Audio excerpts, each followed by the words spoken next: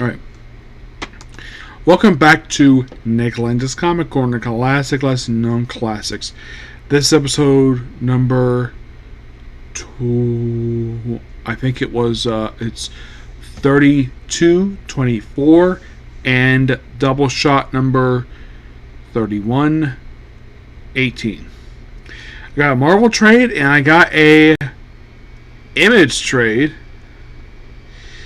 Yeah, these two are interesting. This trade here I actually picked up not from my local comic book store, but from a comic book store in Plant City. Like in the case of Squadron, the Supreme Power book, I picked this book up the same day, and I got this book 50% off. Yep, 50% off. A book that originally was $24.99, I got this for like $12.99. This is Wolverine Weapon X Volume 2. Insane in the Brain. This collects Wolverine Weapon X issues 6 through 10. I have reviewed the first trade of this a while ago. It's been a while since I reviewed basically this book. Purely because basically I don't find this book very often. Like, have I seen these things at Comic-Con? Surprisingly, no. I've never seen these at Comic-Con. Actually, I think the first one I did find at Comic-Con. I think. It may have been Comic-Con I found the first one. But this one I found in Plant City. So, written by Jason Aaron. Artwork by the main artist is Yannick Predick, who I have met. And I met Jason Aaron. Yep. The cover art is mostly Adam Kubert with Justin Prosser, Todd Dooney, and Maury Hodwell.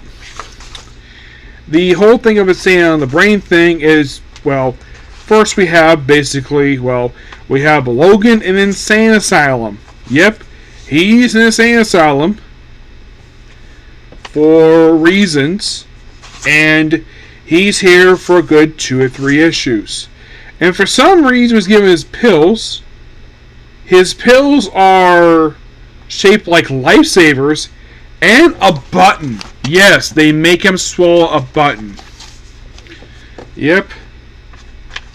We have one guy that looks like he had like an lobotomy. Yeah, where he's got look like part of his brain removed. We have the people think they're basically fine, even though they're not. And then we have one guy forced to leave the mental asylum, despite the fact he's not medically cleared. He leaves, comes back 6 hours later, he's covered in blood. Apparently the man's a serial killer, and they just let him out.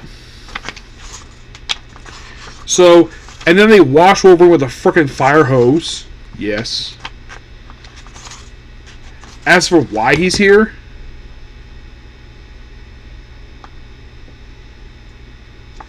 yeah, he has no idea how he got there. Like, was he killing people?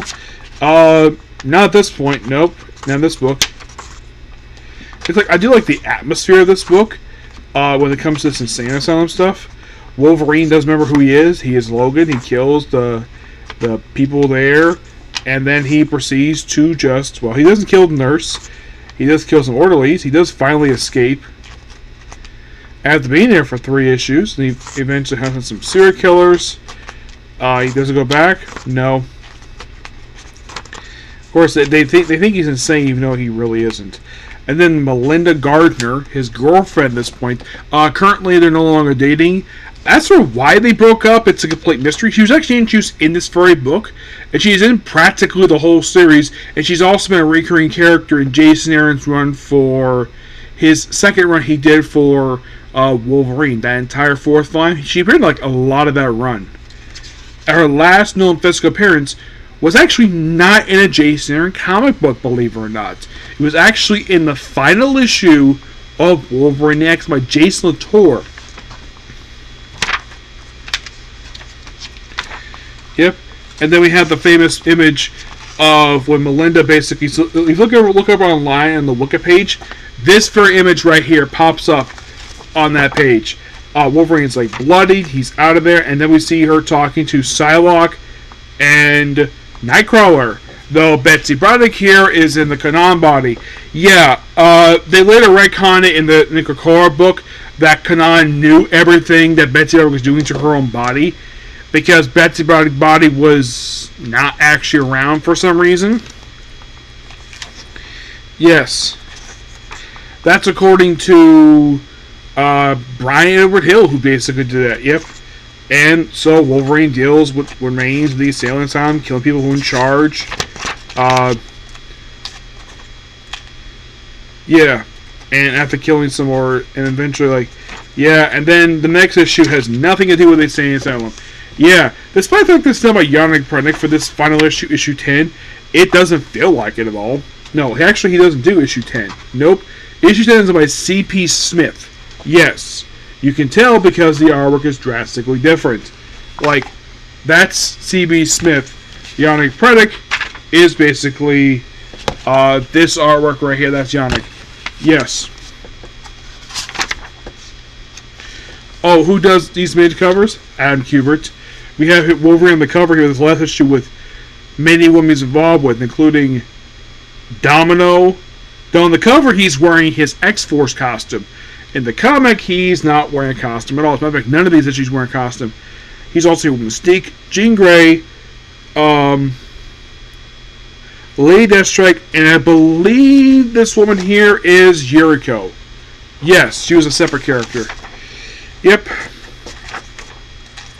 So Wolverine kills more people here. We see Storm briefly appear along with Black Widow. Yes, Black Widow's here at shooting range. And we see Wolverine in his John Byrne costume. Not the costume designed by Clayton Crane. That is not here. We also see Jubilee in this book here. And we see look like, I kid you not, Jason Aaron dug up this guy here. He basically brought in one of the sons of the Tiger.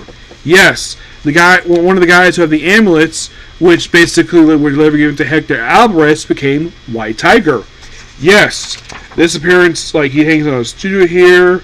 They mentioned Mariko, who did die, though she did come back apparently, and apparently she had nothing to do with her nephew. Yes, and there's stuff with Emma Frost. And then the book ends, basically, where we see image of Mystique. That's the book ends. Pretty good book here. We do have one more book left to go for this series, and that's it. Yep, that is basically it. Yep.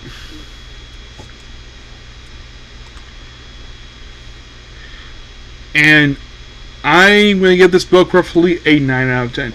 I would recommend not show this book to kids because this book is very gruesome. It's not a Max book per se, but it's definitely a book not for kids. Alright. Excuse me.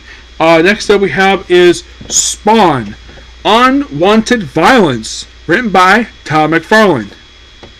Yeah, this is, you also like the Mooney artwork here. This is a sort of a Spawn spin-off miniseries. It's only 2 issues. Yeah, that could explain why the book is so thin. And I actually got this. This one I actually did get from a comic store. And this is only $12.99. It's by far one of the cheapest trades I have ever purchased. And this is not with a discount. That's the actual cover price. You want proof? There you go. Right there. Printed right there by Image Comics. Yeah, Unwanted Violence. This is a quick 2-part miniseries.